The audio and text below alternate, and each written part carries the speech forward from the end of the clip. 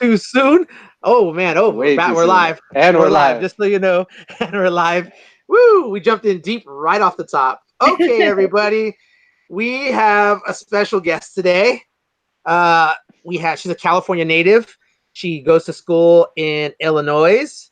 We should give something away for somebody who can tell us what she placed at California State. First person who can accurately Okay, post wait, which year though? Which year? in general, like Okay, overall, your 4-year career, okay? And 3 years. yes, okay. So she says she just gave you a heads up. 3 years. Do the math. What do we got? Is there a way that I I can see the think comments of people? uh we'll have to. I think they pop up on the YouTube feed. You have to have the YouTube feed. Uh, But should we give away one of our Belladonna singlets to somebody who could accurately um answer the question? I These are think two of so. the four. These are two of the four. Yeah, those are pretty And, sweet. yeah. So we got Frida and the Selena for our Texas girls. So Get it right. so well, and then we have Belladonna, or we have Rosie the Riveter, and we have Game of Thrones kind of girl too. So Or which Game of Thrones actually, kind of you know girl. what? Yeah, no, she's a knight. So we usually do like Joan of Arc, but I was like, Game of Thrones is kind of fun. You know what? We should. Oh, tell you what. I'm gonna let Glaude design a singlet, and whoever guesses it right and posts it on social media, we'll get a copy of the singlet. So Glaude will tell us what she wants on the singlet. I will have it designed and made, and then you get the one of two, because Glaude will get the other one. So you'll get one of two of the singlets. That sound Sweet. good? Sounds Or good. would you rather have leggings to cover up those delicious quads you have? I think the Because singlet is necessary to show them off. okay, there you go. Okay, so we'll go with the singlet then. Okay, so anybody who can accurately If I had tell us. quads like that, I'd want to show them off too. If I Right. had any hint of a quad, So what? Do they trust just have that. to get? Do they just have to get one of the state placings correct? It doesn't matter which year. Tell you what. I'll make it super easy. Okay. Actually, no, it's actually harder, but whatever. If they tell us the year and the placing you took, Fine. okay, the year and the placing they took Shoot, I that you don't even took. know if I remember. So, all right. So we'll go with that for now. Cool. Okay. But anyhow, how are you? I'm great. I'm good. I'm back in California, so I'm happy. Nice. Fresh off of Final X a couple of weeks ago. Had a little bit of rest time, I hope. Yeah, necessary to say the least. So you've been okay. So tell us your schedule from, because here's the thing that I hate. I hate hearing wrestlers, and it happens more on the young ladies' side. I have to say, use the term "burnt out" way faster than we hear it on the guy side.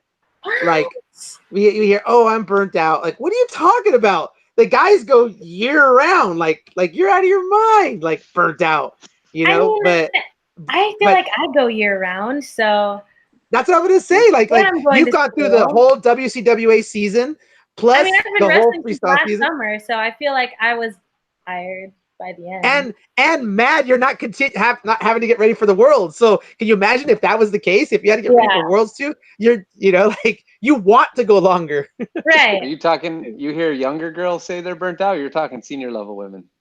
No. I mean, like high school girls will say like, "Oh, I'm Oh, burnt out," or Yeah. I that don't kind of think I stuff. was But it's burnt out like, in high school.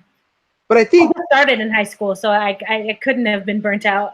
you were just hungry all the time. Right. Just I mean, that's what I noticed too. Yeah. When I had my girls that they had nothing else, they just wanted to be in the room. Like, it Right. just didn't matter. I got girls that have a little bit more in their lives, so I'm burnt out. Whatever. I'm driving twice as far as all of you to get to practice, and I'm not burnt out. Why are you burnt Right. out?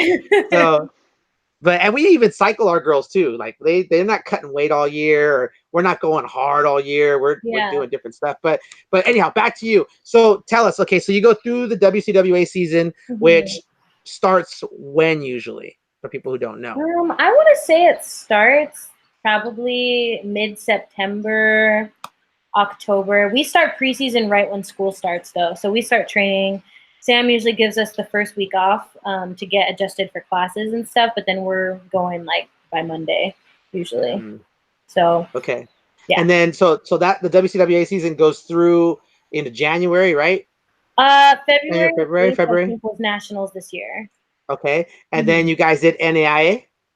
We didn't compete in NA. No, We're no. not. Okay. Yeah, we didn't. Okay, and then so you didn't do NAIA, so you went straight into just open season then, Yeah. getting ready for the open. Probably did the NYC, did the Schultz, did all those things too, right? So after WCWA's, I went to Germany and Bulgaria with the senior national team. So I have the national team schedule on top of like my college schedule, like camps and stuff like that throughout the year. So I think maybe a week or two after nationals, I went up to Germany, and then from Germany we competed in Bulgaria. So I competed twice overseas. I didn't do NYC or the Schultz this year because I wanted to like space out my competition. Yeah. So what did I do after that? I was supposed to do the U.S. Open, but I actually got injured in Germany, or in Bulgaria. So I took like that time to rehab. So I was like rehabbing, but training in most of my like open season until the World Team Challenge tournament. Okay. Yeah, because you took third the year before, right? At the U.S. Open, yeah. Yeah, because I was there for that. I remember seeing you. And yeah, you gave me all the I was stickers. like, I know them quads. I might slip her some stickers. Maybe she'll put one on there. People notice them. So yeah, I think I'm just known as the sticker guy now. I don't know. So yeah, so watch you do that. Watch you go through the World Team Trials. You come through, and you get to wrestle. Honestly, one of my favorite wrestlers, but one of the toughest wrestlers I think you have to go through. I mean, every weight class we have a stud, but honestly, one of the ones that everybody's like, oof, okay, Oh yeah, that's tough. So talk about that. Like what? Like the preparation or like afterwards? Preparation for it, mindset going into it. What you think of her, like, stuff like that. Preparation wise, so since our season kind of like ended with WCWAs, we don't have as much people in the room during the open time. So I was able to have a lot of one-on-one time with Sam, which is usually what I prefer, with just a couple more people to train with me. And it was more so just getting me to feel comfortable with like my offense, my defense, and I was in pretty good shape, so I didn't really need much of conditioning. But my biggest thing, and you can ask Sam this, is just being comfortable and believing in myself. Like that's like my biggest struggle, like competition wise. So that was going to be the biggest thing that we focused on, and just wrestling through positions, learning how to be more stingy and things like that. That was the biggest, I would say the biggest thing that we focused on leading up to Final X. And so, I mean, I knew that Tamara is going to be tough. She, like you said, is like probably the toughest or one of the toughest that I'd have to go through. But I don't think that scared me, especially because I have Olympic aspirations, and I know if I want to make the team, that Tamara is going to be the one I'd have to beat. So I would say she herself isn't what scared me. I think it's just me breaking out of my own shell, and that's the growth that I need to go through. So I think that's like Final X was necessary. I mean, I didn't get the result I wanted, but I know where I'm at, and I think that's a good thing. So I think strength-wise, I'm up there. I think I have the technique. I think it's just learning how to pull the trigger. Like I feel like that makes the difference for a lot of elite athletes, because at this level, you have to assume that everybody's good, everybody trains hard, everybody's got their weight under control, and so the difference is going to be like who wants it more, like who's willing to battle and fight. And I think I'm just learning how to get there. That's what I'm missing, is that just like killer mentality, Yeah. And I think you see it a lot too. I think it's a lot more prevalent in the girl side of things, because you see girls that really do have the tools. But like you said, like knowing when to pull the trigger, knowing to be selective, not shoot yourself out of the match, but know that like when it's time to go, you go, you chase it down, and having the confidence to know like I could shoot, and if I don't get it, I don't have to worry. I'm not going to worry about it. I'm going to wrestle through the position, get back to my feet, not give it up. Right. Those kinds of things. So I could see that. And somebody, wrestling somebody like, Mensa too, or Stock, sorry, who is the first 3-time Eureka champion for US, was really the first 2-timer, which I like to say to Josh because we argue about just time. But because Snyder was a two-timer that same year. So Snyder was Yeah, a she won two-timer the that day year too. before him.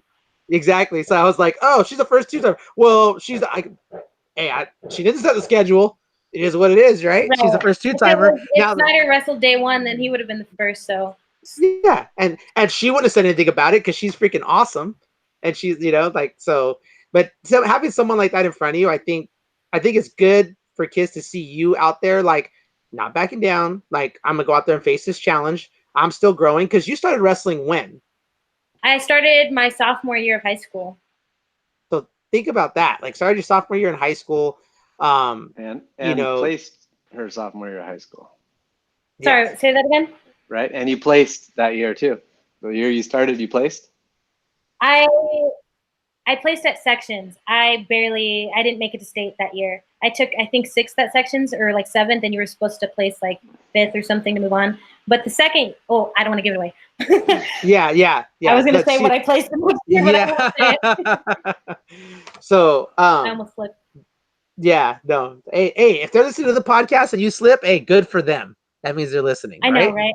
Wouldn't have mattered. So anyhow, but but seeing somebody make such a leap so quick, and I think that's the other thing too that college coaches are starting to realize too, because on the girl side it's so new still. You can get a young lady that maybe doesn't have all the accolades, but you can take her very early in her career, and if you're a good enough coach, you can get a lot more out of that girl than somebody who's already kind of topped out. And we see it on the boys' side too, right, Josh? Like a kid will have a superstar high school career, get to college, and kind of fizzle because maybe they had the optimal drilling partners, maybe they had the optimal resources, maybe they had the optimal coaching, and then there's really not much more to squeeze out of that. You know what I mean?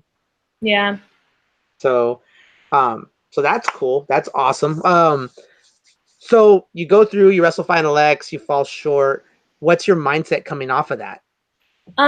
Well, immediately afterwards, I had my eyes set on like, just I need to step away from wrestling for just a little bit. I got to hang out with Colette, as you mentioned, and so I feel like for me, it was just so emotional that I needed to like just let my mind like not think about wrestling for a little bit, especially because we're coming up on the Olympic year, and so it's going to be such a stretch to stay focused.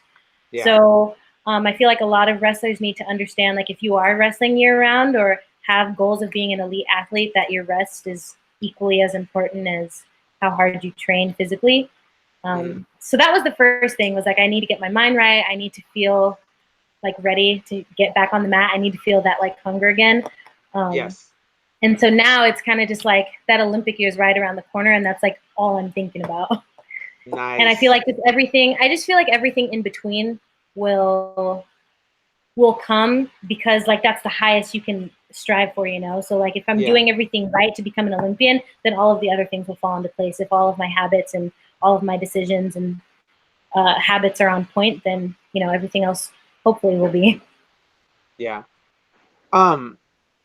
So okay, so you say the biggest thing for you is the mental part of it, right? That's really where you really feel like you need to focus, because your technique is there, everything else is on point, you feel. What are you doing, or what are your plans in terms of trying to get your mind right, to have the right mindset going into it? Are you going to the wrestling mindset? Are you seeing the sports psych? Are you, like what's do you have plans for that already? Have you talked to Sam about it? Because Sam's your coach, right? I mean, Sam's your year-round coach. He's your freestyle coach, everything else. So any plans for that? Yeah, so there's some things that I already kind of put into place, like journaling, taking practice notes. I do meditation on my own time, things like that. It's hard because I'm home for the summer now. So I feel like probably treating practice more like competition, in the sense of taking more risks. And like I kind of already do that. So I was talking to a sports psychologist for a little bit, but I think I might have to. It was over the phone. So I'm trying to find one in my area that I can see like face to face. So I have a bomb hypnotherapist that I recommend to people that's down here in SoCal. Woo, the girl's good. Really? She's really good. So but yeah, I mean, I guess there's a lot of ways. Like Josh, what do you do with your athletes? Josh has coached boy state champs. He's been around successful programs even as an athlete. Like, what have you seen, Josh, that I'm sure you've run into this issue with certain people that you see them early in their career, they maybe don't have that confidence. Like, what are steps you've seen coaches like Azevedo take to get guys in the right mindset? A lot of it's just sometimes with younger kids is that one match they need to win to get the confidence to know like, oh my gosh, I'm something. You know, like I beat the person I'm not supposed to beat. You know, once they get to that point, and then once you get to that elite level of needing it, it's all that stuff like just complete self-belief, like literally kind of we used to do like a lot of meditation, but like more like focus, like you're doing the match in your head. You know, Right. you come out the champion every match you wrestle. And every time you do that match in your head, you're the champ, you came out as the victor. And that kind of it's just like practicing a wrestling move. It's your mind is practicing that too, to win and to be confident and to have that in the back of your head that this is the way the end is supposed to go.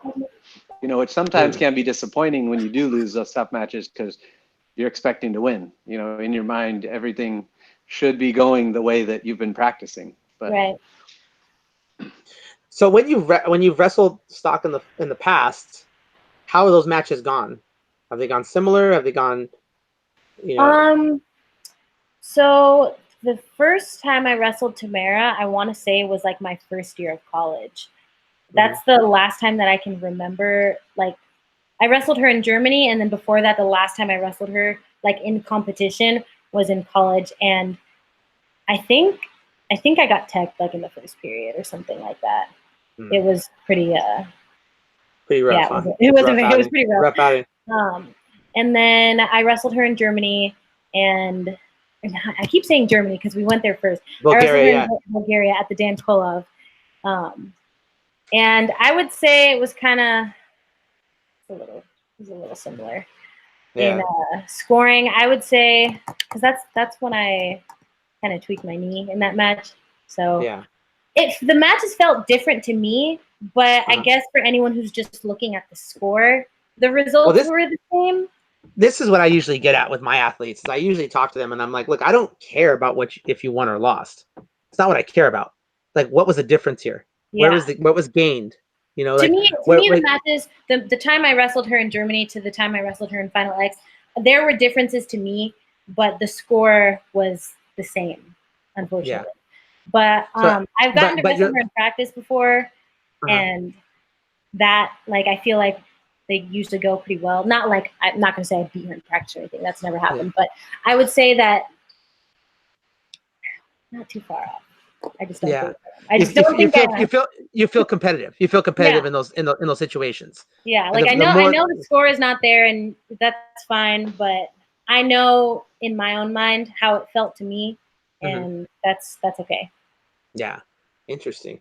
All right, so now we like to ask people, like, especially the ladies when we interview them, what is something that you like nobody told you about in terms of like either preparation, tournament, whether it's preparing your gear, weight cutting stuff, something, a nugget of knowledge that you would pass on to somebody else, whether it be a weight cutting method. I threw it out at was it at Bollinger we threw it out at, Josh? Like, I was like, okay, what about cutting weight on your period? Yeah, Salada. We're like, okay, cutting weight on your period. Like, how do you do it? You know, and it's like, she's not used to those kind of questions because usually everybody's so like, oh, it's girls. I don't want to talk about that, you know, but something that, you know, you feel like, okay, you know, gave me a little bit of, you know, if somebody told me I'd know a little sooner, it was helpful. I don't know, snacks while you're cutting weight. Like for me, popcorn. And I mean, I eat popcorn. Josh does 24/7, 365. He goes to the movie theater. He goes to the movie theater to get popcorn and then leaves. Wow. I like post it on Instagram. I'll be like, woo, time to get a snack. And I'll buy popcorn and leave. And they're like, they look at me like weird, but I like popcorn. I just feel like it's awesome when you're cutting weight because it's so much and it like fills you up and it weighs nothing. So it's like, that's true. Whatever. That's true. I do like to snack on popcorn, but not while I'm cutting weight. Yeah, you just gotta watch the salt. You gotta watch the sodium on that. But yeah, you have anything like that though? Anything that like even a ritual that you do? Like, you superstitious? Is there something that like you're like, oh, this has to happen? Or I feel like I have a few things. Is that okay? Yeah, totally fine. Go. Okay, they're all a little bit different, but the first thing is one of the, I'll never forget this. Coach Sam said this to us, like I want to say on the first day of actual like mat practice, and I was like blown away. And this changed my life because I think it's true that nobody actually cares about what you did in high school.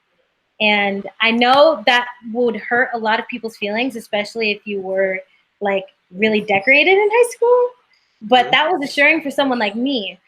So because like you said earlier, there are some people who did a lot in high school and then get to college and it's like, it's not high school anymore. Like it's tough. And so I feel like a lot of these high school wrestlers need to keep that in mind. Like college wrestling, freestyle wrestling, Greco, like the next step, like it's not the same. And just like anything else, like you're gonna have to work for it. Like when you step out on that mat, everything you did in high school, like your opponent's not gonna care. The coach on the other side's not gonna care. Like nobody's going to care about that stuff.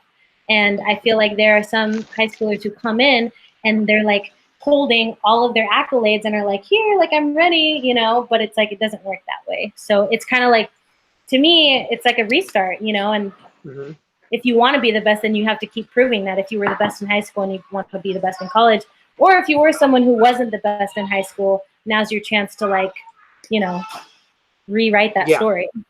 Yeah, you get to recreate yourself, right? Like, hey, didn't do much, you know, but I mean, even for someone in your era, you know, you're looking at like Alyssa LaFrancis, 4-time California State champ, world team member, all these things, and her priorities just changed when she got to college, just different priorities. And now it's like, you know, she doesn't wrestle anymore. She's in nursing school, like, you know, but yeah, I could see that for sure. And that's something that we talked about too with, you know, one of my wrestlers who was in the finals at UWW a couple years ago. And when she's going out there, we told her, you know, my daughter and I are coaching her, and listen, they only have a name because you weren't there. Go out there and get it, you know. And you wrestle someone like Alara Boyd, you know, 2-time world medalist, like that's a scary thing. But yeah, they only have a name because you're not there, you know, and that's a cool thing. So what's another thing? Give us another one.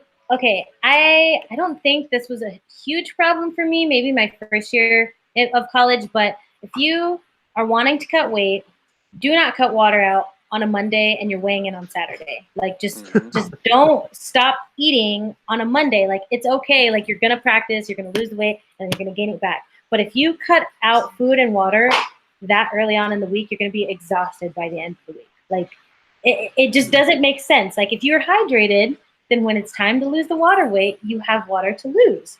But if you stop drinking water 5, 6, 7 days out, that's why you're miserable, you know? Like don't do that to yourself. I don't care what you read on Wiki Health or any of that stuff. Like it's not gonna work, I promise. Well, that's the thing too, right? It's like you only have to be on weight for 5 minutes.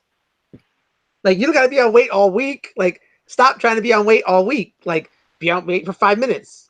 No, you're gonna kill yourself if you let yourself get stupid, but you're gonna kill yourself at the end. But only gotta be on weight for 5 minutes. Right. And if you want to be on weight that early, then like you need to make some serious like health changes. Lifestyle changes, right? Exactly. Eating healthy, different kind of things. Okay, what else? I think I had one more, but I can't think about it at the moment. But I think those were the two main ones because those are the biggest things that I see, especially like with the whole cutting weight thing and the high school thing. If I think of it, I'll tell you if it's like that big. Okay. No, awesome. Josh, I'm taking over this freaking interview here, and I feel bad. You're like quiet. You're good. I'm listening. I got some questions written down. He's engaged. Then go, mother, go. No, we're not there yet. Okay. Okay. We'll get there. Does Josh not like me? Okay. Oh, no, well, I like you a lot. Josh, you know, I'm gonna be good right now. Okay, so I'm watching Final X and watching the national stuff like that. Some things have come up, and people tend to like to kind of tiptoe around them, and I like to kind of, I don't know, add a stick in the fire every now and then, try to get to maybe grow a little bit more. And I've been to the training center and talked to some athletes and stuff like that. But and if this topic is touchy for you, by all means, you could say pass. Totally get it, not a problem. But our man Jaden Cox, about a year ago before the Worlds, he was posting up. He was going on Facebook Live and he wanted questions. And I asked a question because at the time, Jaden's a 2-time world medalist. James Green is a 2-time world medalist. You got these guys that are out there representing our country.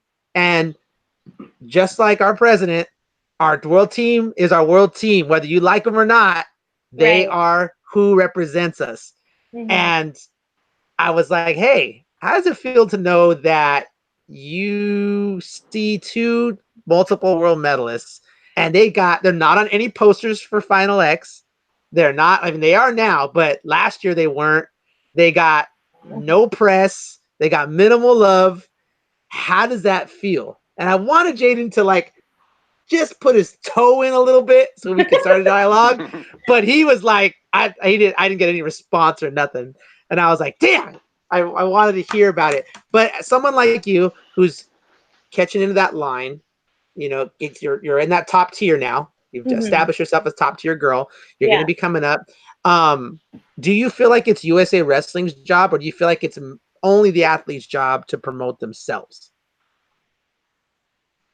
That's not the question I was expecting you to ask. Let me think. Do I think it's the athlete's job or USA Wrestling? I feel like it's a mixture of both. I definitely think that if these are the athletes that are representing USA Wrestling, then why wouldn't USA Wrestling promote them? You know, so I feel like it shouldn't just be up to the athlete, you know, and the athlete is doing their job promoting themselves by wrestling.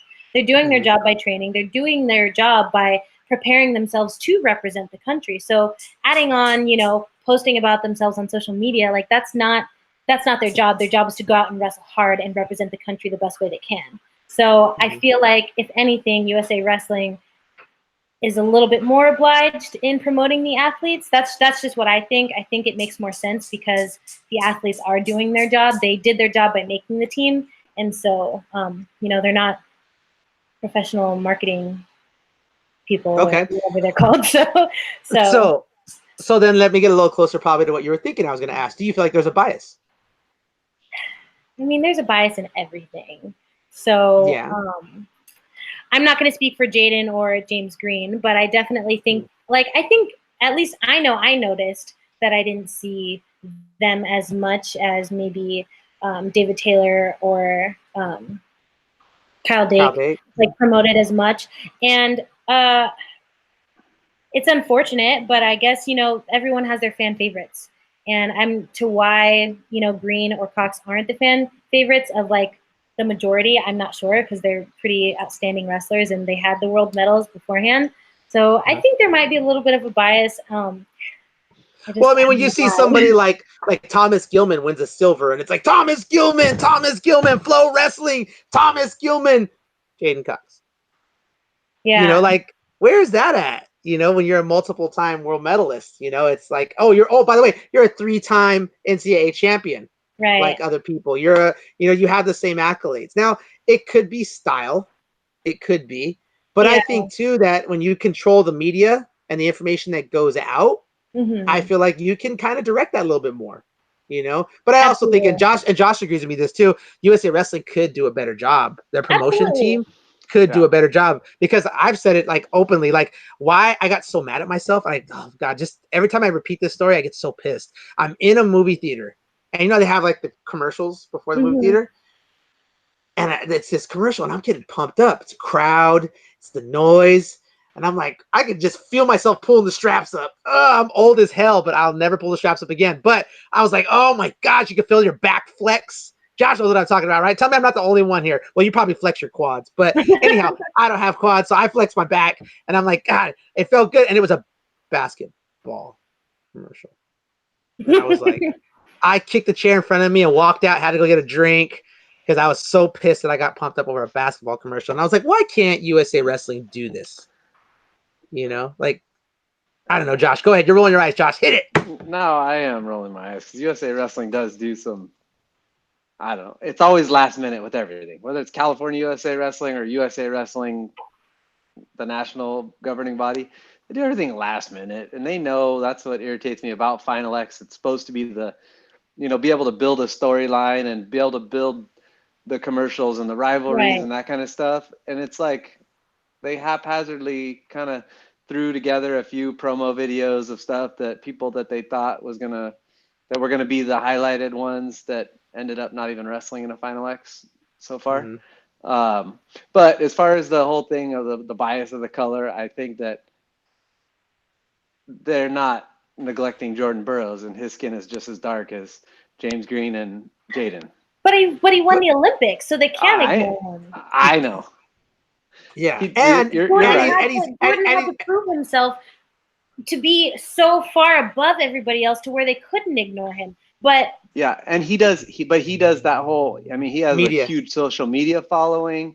I mean, he's doing a great job on his own. Like, he got the big, even non-wrestling related sponsors, which right. is not, But that which came is not after his the gold medal. Though. That came it's not after. his job though. USA Wrestling should I be agree. getting those kind of endorsements for all of you guys on the top, on the national team, we'll call it, right? The top three. Yeah. USA Wrestling should be like literally being a marketing company for you guys, because that will bring more non-wrestling fans. Could you imagine? Could you imagine if USA Wrestling went to Nike, who does their gear, is like, listen, we're not signing a contract unless we have a marketing campaign with our top wrestlers. Like, we need to show us something. Otherwise, Rudis, step up. You know, like Somar, step up. Like, you show us an actual marketing campaign for these athletes, and you'll get the contract. Even if this guy's going to give us less, because we're going to get more in the return. Because if you market wrestlers the right way, you will get more people coming into the sport. You will get more people, like a highlight reel of anybody, you know, Adeline, of, you know, anybody, Stock, of Jakara, like Sarah, like any of them, you know, like put a campaign forward. You know, like we were here in LA, and World Cup was here how many years, Josh? 3 years, some of that in a row. Yeah. You didn't see a bus. You didn't see a billboard. You didn't see anything about it. And I was they were like, giving away tickets for free because no one wanted to buy them. Yeah. I mean, and it was sad. Nobody was here, but you know who knew it was here? Iranians from Canada, people who never wrestled a day in their life, flew down. It was a husband and a wife, but a husband and a wife. She was a dentist, he was an attorney, and they never wrestled, either one of them, a day in their life. Flew in from Canada to watch the Iranian national team wrestle. Wow. I was like, man, hire those people. And then you see the Iranians, they'd win the match. Iran. They're there with their flag, and they're sitting with the crowd. What? They were losing their mind. It was awesome. You know, but that's just, I think that was where USA Wrestling needs to go, because they dropped the ball on a lot of things. Even with Beat the Streets, they dropped the ball. If you would have had Henry Cejudo and Daniel Cormier and Ben Askren, he wrestled, but all these elite wrestlers in the stands have been like, okay, Thomas Gilman's going to wrestle Henry Cejudo in the next Beat the Streets. Or, somebody else is going to wrestle Daniel Cormier. It doesn't have to be the number one guy. People will tune in. And by the way, UFC people who already have the ESPN package are going to tune in also and be like, hey, what's this? Let me see what this is about. And wow, wrestling must be tougher than I thought, because Ben Askren got rolled. Which, hey, by the way, good job, Ben, for taking a hit for everybody, because you knew what you were getting into. But but you still did his thing for the sport. There's things that USA Wrestling could do, but I just feel like those are a couple of things. All right, now back to local stuff, because you're a California girl. How many times did you go to Fargo? Once. Oh my goodness. How did it go? I took 7th place, barely All-American. Doesn't matter. You can put AA behind it. It doesn't matter. You put AA behind it. So let me ask you this real quick. How come you only went once? Did you not know about it? Did you not qualify? Was it money? They told her last minute. Right. It was okay, all of the above. So as I mentioned, I started wrestling my sophomore year, high school. And so I literally, before I started wrestling, I didn't know anything about wrestling. Like, I had not seen it on TV. I hadn't seen it at all. I didn't know anybody who wrestled except for my friends who convinced me to join. So I didn't know what Fargo was until Mallory had mentioned to me, because Mallory was a senior at the time that I had first started wrestling. So she literally told me a list of tournaments. At the time, it was called Body Bar. She told me about Fargo. I realized there was college wrestling. So the next year, my junior year, my second year wrestling, after I got more wrestling underneath my belt, I had a new coach at that time who had some freestyle experience. We learned about California State for freestyle. So we were like, okay, like, let's go down to this tournament. Like, what is it? I I had practiced freestyle maybe for like a month before that tournament. I won, and then realized it was qualified for Fargo. And so I won that tournament, and then we kind of had to find more information about like how I could go. It was really expensive. So I had to do a lot of fundraising with my family to be able to afford to go to that tournament. Unfortunately, they didn't like sponsor the first place winner to go. They only like paid for like the previous year or something like that. It was really like I don't know. I don't know how it worked really. So I was still pretty new. I didn't really know. But anyways, we were able to fundraise enough money, and then I went to Fargo, and it was a crazy experience. I didn't even know that there were that many people who wrestled. So it really was like life-changing for me. I would say that my Fargo experience was one of the ones that let me know to myself that I wanted to wrestle like after high school, because I was able to see like how much was out there. But I didn't wrestle the next year at Fargo because of money, and then I wanted to go to Body Bar because I learned that at Body Bar you could qualify to make the junior world team, and so I was like, oh, like that sounds cooler. So it was like I had to pick one, so I picked to go to Body Bar the next year, and I felt like I didn't need to go back to Fargo. Sorry, that was kind of a lengthy response. No, No. It's good. It gives it us seems like- detail. Yeah, and it seems like a lot of girls are having to choose now between going to Body Bar and Fargo. And Body Bar, which is now U.S. Marine Corps National Champions World that what Team it's Trials or whatever, big old long, so long. yeah, title. Body Bar went out of business, but it seems like they're having to choose. And Body Bar, you can go, you and the coach for the same price as Fargo. And I know it's a lot shorter and whatnot, but it seems Fargo's far less important nowadays for a lot of these elite girls. Unfortunately, because California is getting caught by Illinois and Texas and everyone else that it seems to be placing a higher importance on. Yeah, I think it's just Fargo. because if you place at Body Bar, then you get the opportunity to represent the United States, and so I think anybody who is wanting to reach that elite level, then if you're gonna choose a tournament to go to, you'd want to pick the one that you have the best chance at moving forward at. I think, at least that was my thinking. Definitely. No, for sure. I see the benefits of both. It's expensive though to go to Fargo, so it's really hard to tell. And I think it's lost its importance too. When my daughter was going to Fargo, it was California and Texas, and they did not like each other. They made it very clear it was about beating each other, and they let it fly every time they wrestled each other. And it didn't matter if it was the individual tournament or the duel. There was tension, and they were coming at each other. Now, I don't know. You're out of it, so you probably don't see it. But I feel like it feels like everybody's on the Fargo team now. Like it doesn't seem like it has the same. Doesn't seem like it has the same stigma. Like when you used to see that Fargo jacket, like it meant something. Like damn, that girl went to Fargo. Now it's like, like everybody has a jacket. Maybe everybody has a singlet. Everybody has, and that's the thing too. Everybody can buy the singlet. Like you can go to Wrestling Mart and buy the singlet. So you then again you lose that. I do think it is beneficial maybe for someone just like if they were in a similar situation as me to get matches, because there were so many matches, and at that time like I had just started out, so being able to have that exposure to so many different girls, I think getting matches is probably one of the best things that Fargo has to offer. That's only if you win though, because they took the duels out of Fargo. Oh, did they? Yes. Yeah. Duels were this past week in California. Took fourth. Yeah, I don't think we've ever paced that low. Like it's like, I mean, granted, we didn't send a lot of our big guns. It was they moved it, and we didn't send any of our big guns. Let's be brutally honest.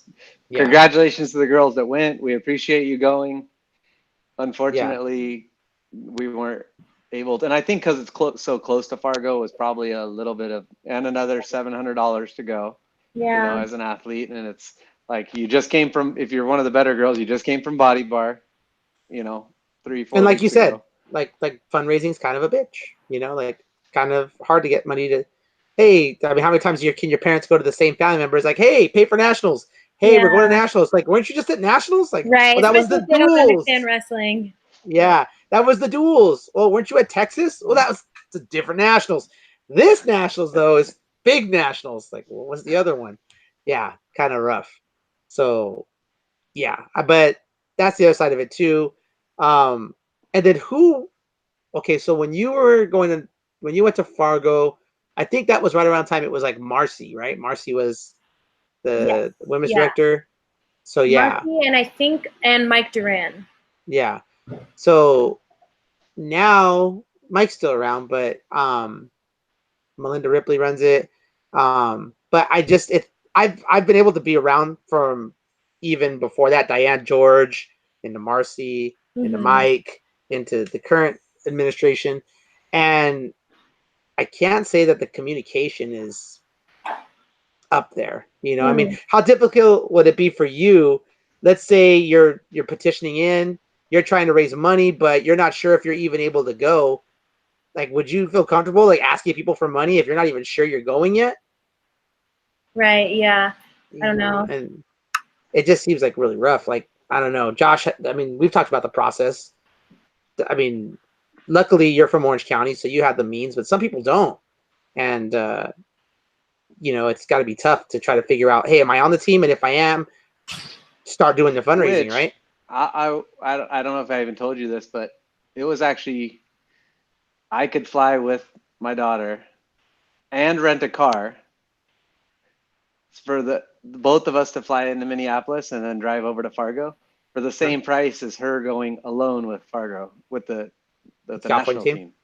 Yeah, so pretty much they cut the price in half if you didn't take the flight. And so we could both go for the same price. And rent a car and have a car the whole time we're there for the 8 days or whatever. There's more than one. That's pretty insane. There's more than one California team now though, right? There's like 5 of them, right? Or 4 they put multiple ones in, but I think they're going to start cutting that back too in terms of like the duels. But yeah, California sends you're allowed to take 5 people per weight, right? Is that right, Josh? Right.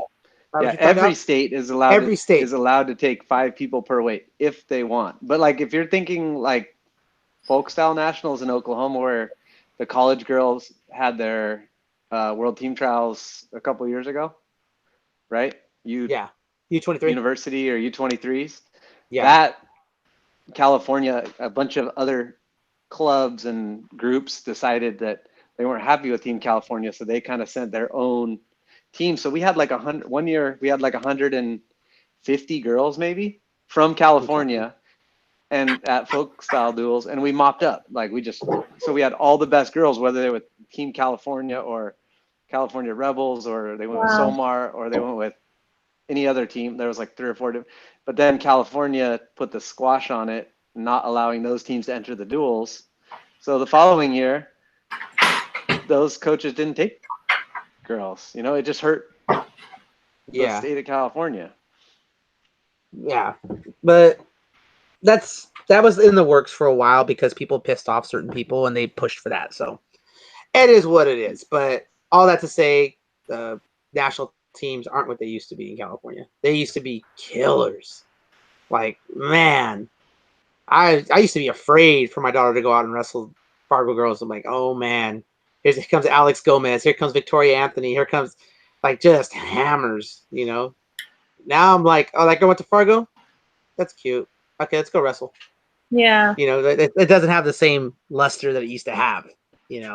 So kind of off there. But your next question, Josh, you said you had them. Spit them out. So what do you think about? I know you're almost done with your college, but what do you think it's going to do for Division I emerging sports status if it goes through? I know some people are a little confused, saying like it's already going to happen, but the vote is going to happen. if it does get approved, what do you think that's going to do for women's wrestling in general? You think it's going to be better? You think it's going to be worse right away, then get better? What's your? That's hard to say. I definitely think it's a good thing. I think it might take some time, like as far as adjusting goes, communication, things like that, and coaching staff and hiring enough people and making sure that everybody's on board. I think that's always the hardest part about any type of change. But I think as long as everybody consistently has the women wrestlers as like the focus, what's best for them, then I think that it should continue to be a good thing. And the funding will help the sport tremendously. I feel like that's one thing that would improve our program. Not that we don't already have a lot of great opportunities, but being able to take our whole team to all of these really awesome tournaments and getting these girls out for exposure, getting the things we need in our athletic training room, having more than one athletic trainer, being able to have a full set of coaching staff, having grad assistants, like those are things that all of the D1 and D2 NCAA men's athletes have that the women deserve to have as well. And so I think that us becoming NCAA would be a great thing just as far as opportunity goes and leveling out the playing field, I think.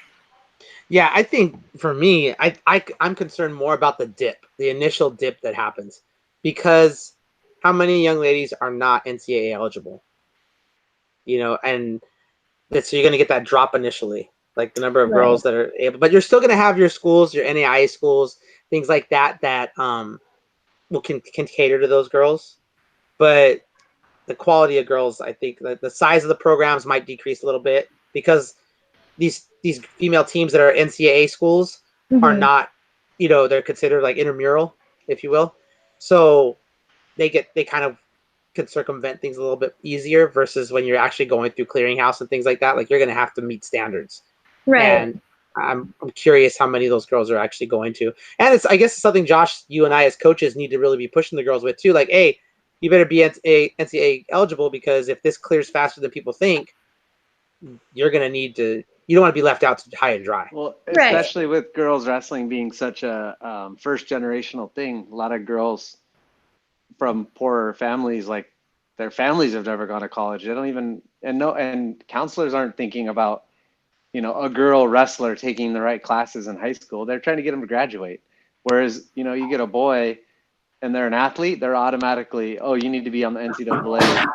You need to take these NCAA approved courses your whole 4 years. But being that first generational athlete, who do we talk to in Texas that was talking about that was Cliff Couchard from Adrien College. Okay, yeah, he was talking about how it's very difficult for some of these girls that have never been to college before to try to figure the life out, and getting homework done and practice and having the freedom to, literally come and go as you please. But, if you can't show up and do all your work and everything, you're not staying in college very long. Yeah. But you get some of the best, hardest working athletes are some of these girls that are first generation, only been wrestling a few years, and just hard workers. They're out working these spoiled kids that have been doing it for a long time. Right.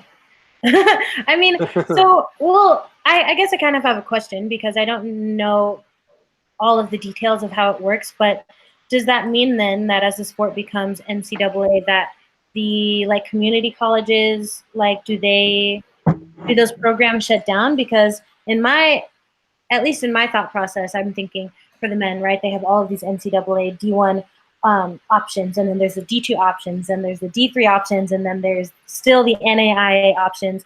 And so I figure we would eventually follow suit. So the girls who do come from families where they don't maybe have the funding to go to college, or are still figuring things out, would still have the option to maybe not go D1, but have, the local colleges to go to, or a community college, or any of those options, Well, the community colleges will still be around, and actually California community colleges have had a meeting about it, which they want to go folk style, which that's another. Oh, let's just ask you about that. California community colleges are talking about adding girls wrestling, and they said in the fall, folk style. folk style. Come on. And now, for those of them that can't see your face right now, what you got to say about that? Why?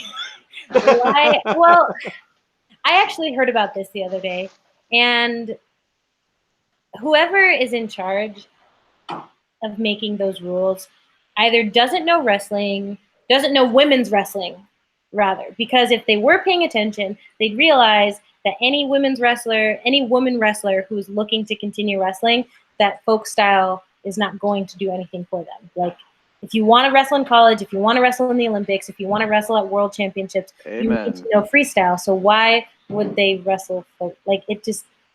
Okay. You want to know the bottom line answer? This is my bottom line answer, and Ramos shares the same thing. Yeah. Is it because it's the American style?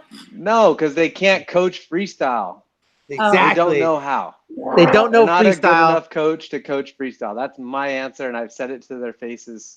The friends of mine that I know that are junior college, community college coaches, which have either voted. They either voted for it or voted abstained, or they abstained to vote from the vote. They learn how to coach freestyle if you care about your women wrestlers. But they don't. Dude, what I always tell them is this: they always use the excuse that wrestling's wrestling. Oh, wrestling's wrestling. Then why don't you learn it instead of being a little baby about it and refusing to learn the sport? Why don't you learn it? It's like just Dookie. It's terrible.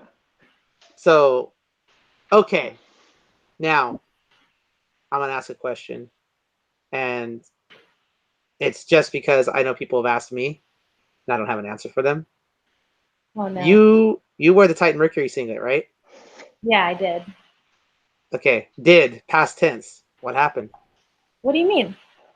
Well, just like what the question I usually get, I thought something was there because you're like, I did. I was like, what do you mean did? No, like I did wear that Final X. Final X happened. Okay, so when you wear that Titan Mercury singlet, like what comes with that for you? Like why do we see so many athletes wearing the Titan Mercury singlet? I mean, are they offering more than say Sunkist or somebody else? Are they in addition to the Bearcat Wrestling Club? Like, what's the benefit for you personally? Now, you can't speak for everybody, but for you personally, you wear a Titan Mercury singlet.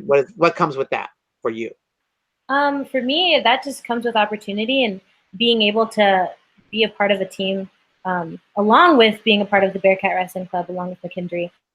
And Titan Mercury, they gave me an opportunity like early on. So when I first made the junior team back in 2017, people still didn't really know who I was, and fundraising was still kind of difficult for my family. And so they believed in me early on, which made a big deal. Like, it made a big difference in my life. And so I'll always be grateful for that. And so I feel like Titan Mercury for me is just being a part of a family. I don't know what Sunkist is like or NYC, but I feel really close in that community. And even Titan Mercury people, when I see anyone with a t-shirt who I don't know, they're always like reaching out, seeing how I'm doing at tournaments and stuff. So I feel a part of something like pretty big.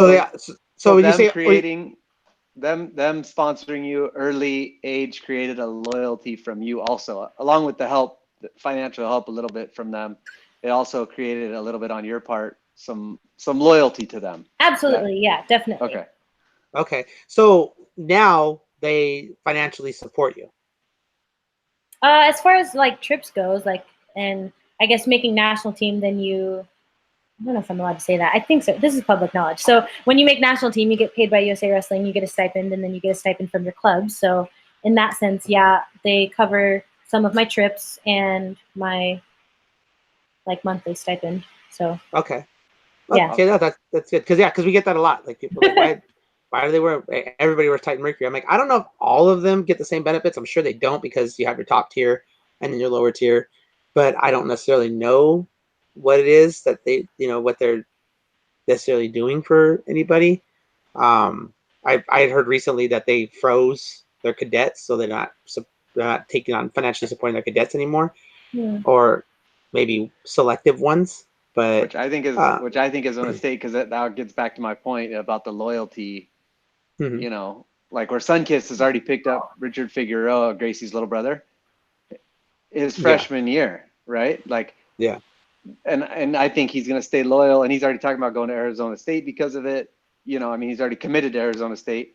Like, to me, it just creates a loyalty for a really small price to pay early on to create that loyalty of those young kids that you kind of know, like these superstar kids, unless they burn out, they're going to be the same superstars that we're going to be rooting for in the Olympics in, 2024 and 2028. Yeah. No, cool. I was curious about that because, like I said, people ask, and I'm like, I don't know. So Like, Ramos, what? you got to start sponsoring schoolgirls. Create that Dude, loyalty. do you not? It makes a difference. I mean, and you guys talked a lot about girls who don't have that financial stability. You know, some of them are the first ones going to college in their families, and wrestling, a lot of these families don't even know what that is. And so I think, and I'll just speak for myself, but having coaches believe in you early on, that makes a big difference, and that makes a big difference in loyalty and creates that desire to want to continue wrestling. You know, if you don't have to worry about money and you just have to get better, then yeah, I mean, we sponsor our girls. Our girls don't pay for any of their gear. They don't pay for, hotels. They don't pay for certain things. So the question is, like, do we cut back on the select girls and give them less to help more, or do we just focus on, because we have our club and then we have the select, and the select are the ones that they get the free stuff and they get, support, and it's worked out good for us because when we won junior freestyle state 2 years in a row by a pretty good margin. We've had more All-Americans on our club than any other club, Are you so saying it's you worked beat out. Titan Mercury? Back to back, yeah. Oh, okay, just checking. Yeah, pretty big margin. So, but yeah, so I mean, it's worked out for us to do that, and we do try to offer a lot, but I can't imagine being Andy Barth and like everybody wants you to help them, and it's like, where do you cut it off? Even I, like, with a little bit that I give back, it's still like, oh my gosh, like, it keeps me up at night. Like, could I be doing more? Should I be doing more? And I'd ask people who are on Sunkiss or other kids that are age group, like, what are they doing for you? What are they doing for you? To make sure that we're doing enough for our girls, So, I wish I could do more for Diamond and, some of the other girls that are out there, but I guess that'll come eventually, hopefully. But just interesting overall. We try to do a lot for our girls and try to build that loyalty because we're loyal to them as much as we can be. So, awesome. Anything else you got for her, Josh? No, I'm excited. Like I really did enjoy your Instagram posts, like leading up to Final X. Oh, thanks. They were like goofy, funny. Like, I mean, it was awesome. Like, I was like, okay, what's next? And then once we saw like an update. What was the gold lotion? Was that? Okay, so was it a brand that you were, or was it like you were just saying I'm gonna get gold? No, it's okay. So it's called Body Lava. You know who Rihanna is, right? Like the singer. So she has a line of makeup called Fenty Beauty, and so it's like this, like, it's not lotion, but it's like this gold lava that you like put on, and then it makes you all shimmery. And so that's what, like, the color that I had it in literally was like gold. So that did you have somebody reach out to the company? I tagged them, and other people were tagging them, but I didn't like. No, you need to have somebody like reach out and be like, look, the girl's right on the lip right here of making the world team. Like, that's the problem with okay, wrestlers get in their own way. They get in their own way constantly because they either are terrible at getting back to people. Like, oh, I'm resting right now. I can't send a text. Terrible at communicating when you're trying to book them for something, or they're like overly confident. Like, oh, I got this. Like, nah, it's no big deal. Like, I'm gonna get money from this people and this people, and it's like, man, you just need somebody to just, hey, you're gonna put this out there for them. Send it out to Rihanna. The worst she could say is, oh well, here's an extra case for you. In that case, well, got an extra case, no big deal. I'm gonna look good for a little longer. It's not gonna cost me any money. Or she's gonna be like, girl, like, keep doing what you're doing. Here's a check to help you out. Like, Pat Downey, I booked Pat Downey and he ditched me from one of my events to go with Willie on Flow, and then they fell through. Still sent that guy money. Before he was the world tier, still sent him money. Josh doesn't like him. Josh isn't a I think that fan. was a bad Send him money mistake. to I'm not a fan. just because you know what, he represents my country, so I gotta support. But yeah, you gotta reach out. I'm a fool. I'll call for you.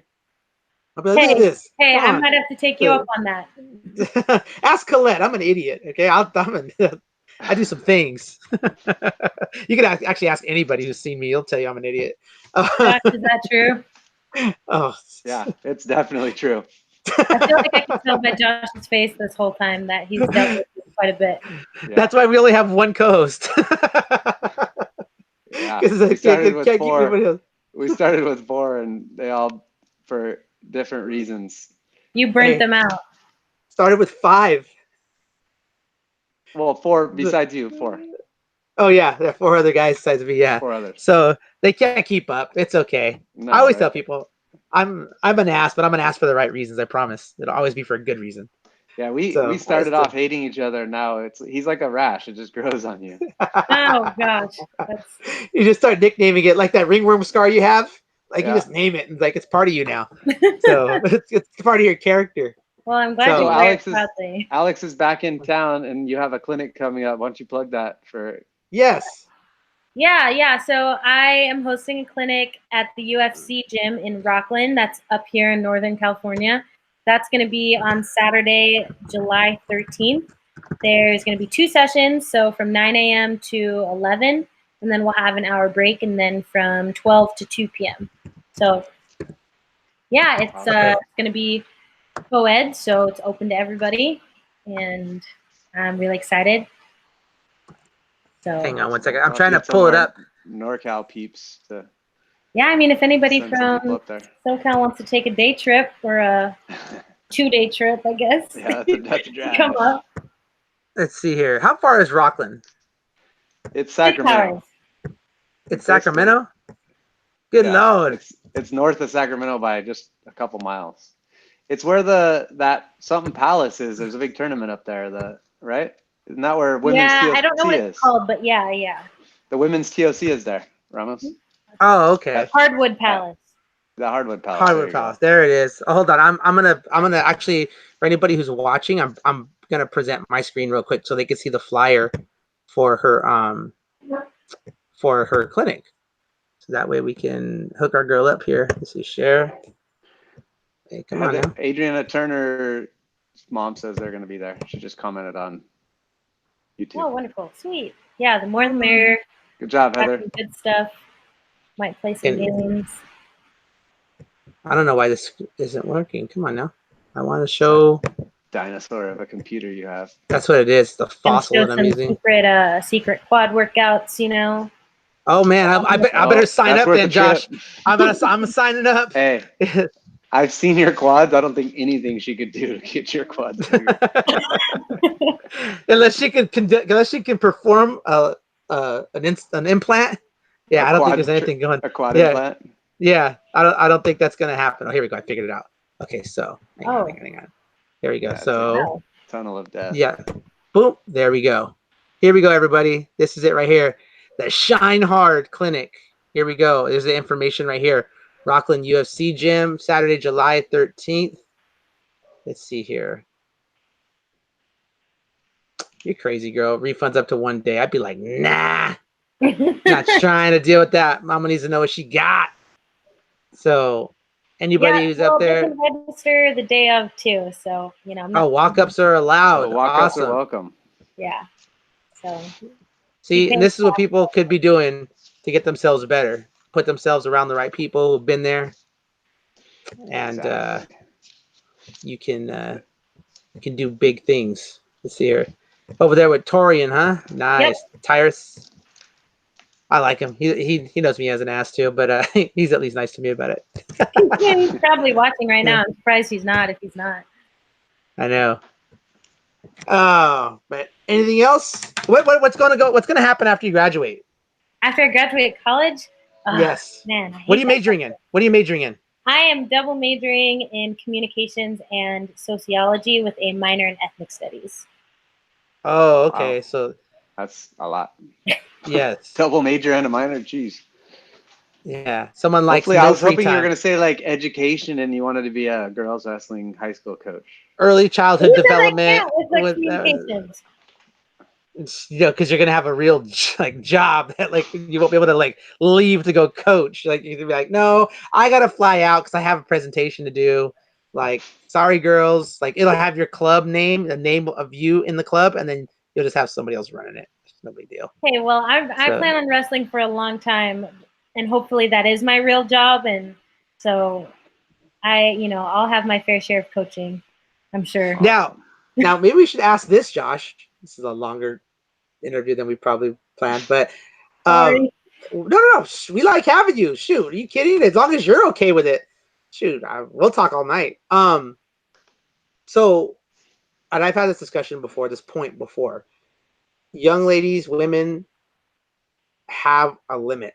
They're always fighting the clock in terms of like if they want to still have a family, if they still want to do those kinds of things. Mm-hmm. Like, are those things that you're just putting on the back burner for now? You're not even thinking about it, or is there like a situation where you're like, okay, ideally, this is how I see my life. Kind of, how far out do you look at your future?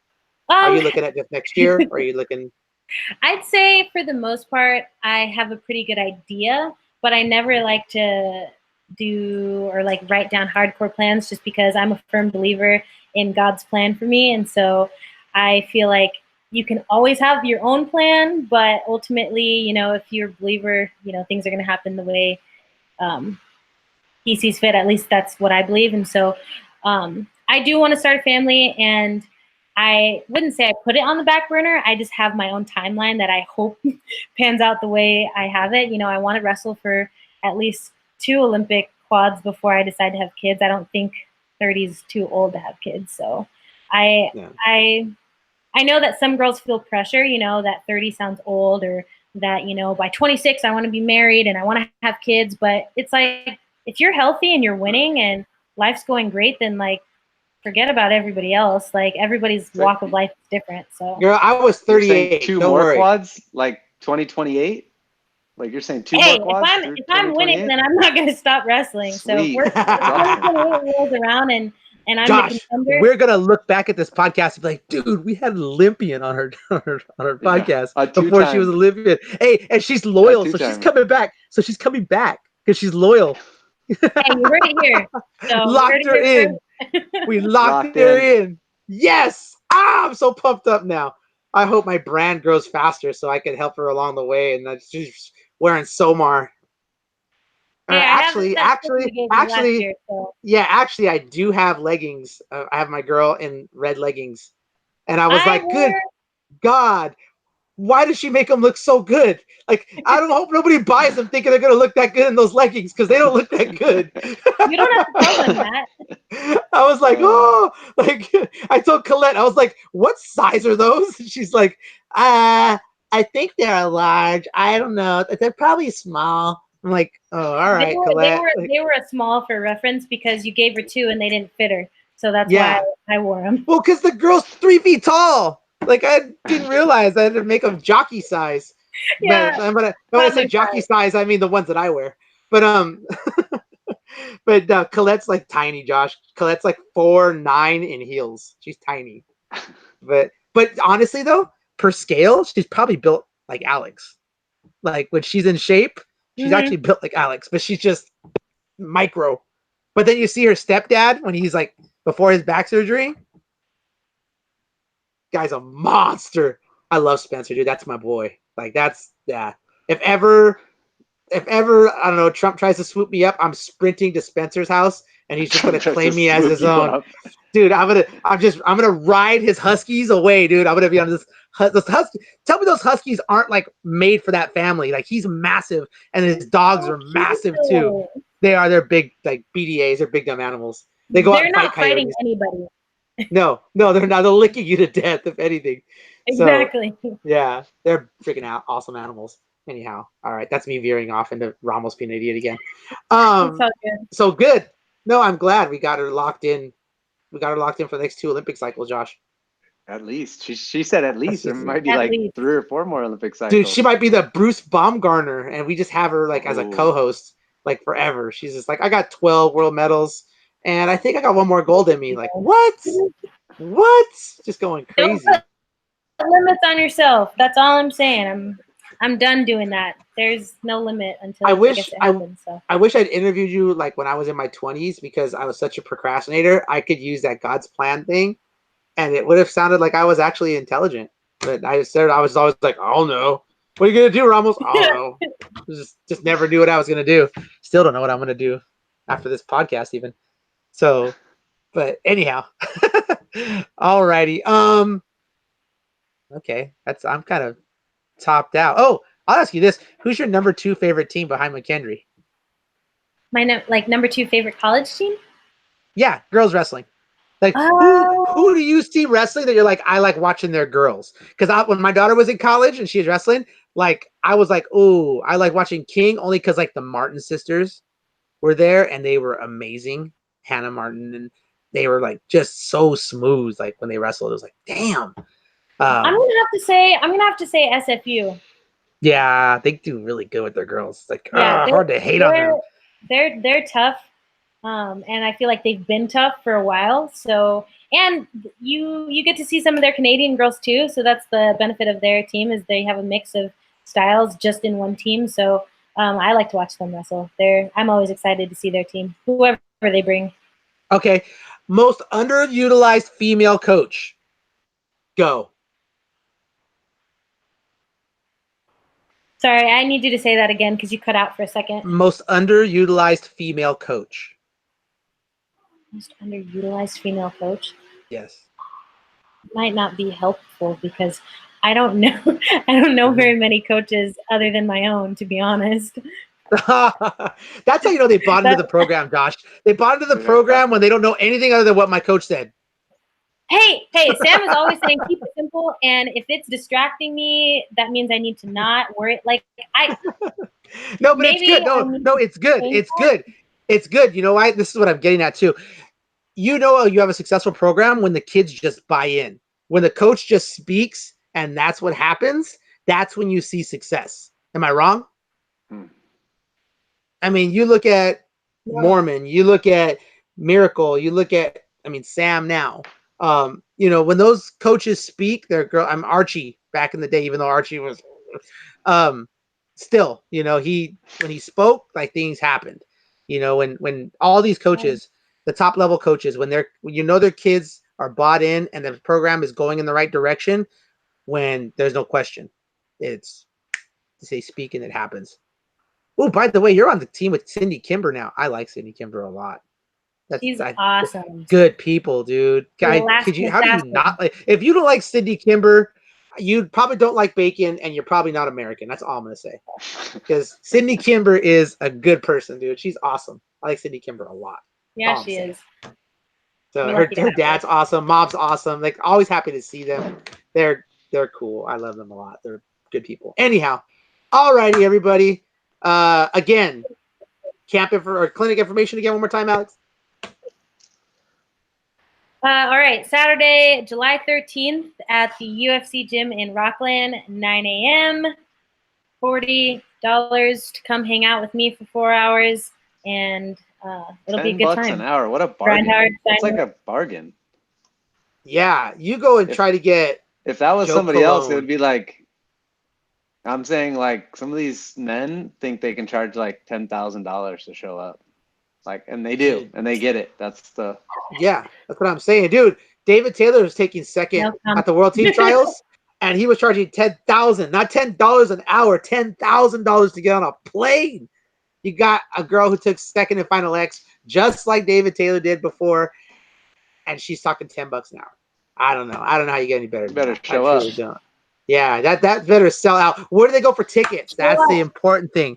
Where do they go for tickets? If they want to book in advance, okay, because you want to know that ahead of time too. Okay. Right. No. Go. Wrestling is notorious. Wrestling is notorious for waiting to the very last minute, and then they complain that things aren't prepared and things run slow or whatever. It's because you all wait. You all wait till the last minute, and if you show up with 400 girls, and my girl's there by herself, not prepared for 400 because 399 of you decided to wait to walk up, that's wrong. Don't blame her. Right. Don't blame her. Don't get mad if they run out of things. Because Please don't do me like that. yeah, buy I'm early. trying to be That's all I'm gracious. saying. Buy early, support.